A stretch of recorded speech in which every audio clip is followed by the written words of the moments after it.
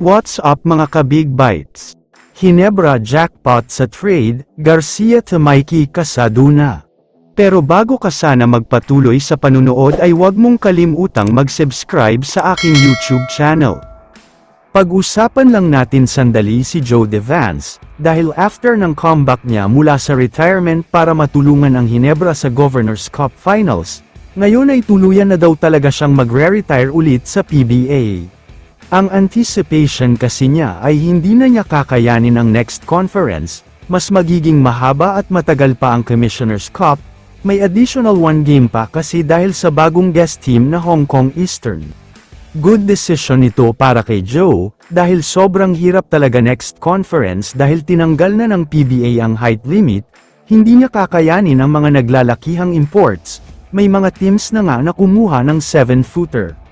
Samantala, talakayin na natin ngayon ang Hinebra, dahil pagkatapos ang sobrang sakit na pagkatalo nila sa nagdaang PBA Governor's Cup Finals, ang pinaka-goal daw nila next conference ay makapasok sa finals at mag-champion.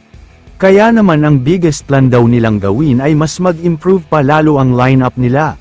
Maghahanap daw sila ng mga big-time players na makakatulong sa goal nila, at yung magbibigay din ng championship sa kanila.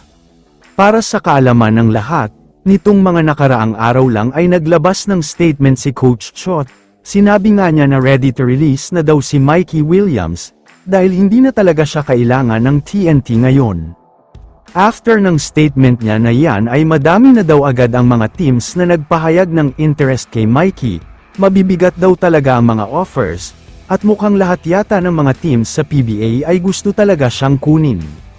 Pero ang number 1 condition ni Coach Chot sa mga team na interesado siyang kunin, dapat ay magbigay ang mga ito ng kapalit na makikinabang talaga ng husto ang TNT, hindi naman daw kasi ordinary player lang si Mikey.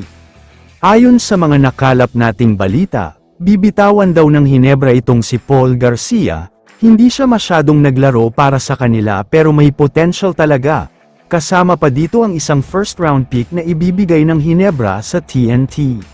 Alam naman nating lahat na mayaman ang Hinebra at San Mig Corporation, kaya handa daw silang magbigay ng cash para maging kapalit ni Mikey, big amount of money daw ang ibibigay nila kaya sana ay pumayag na ang TNT.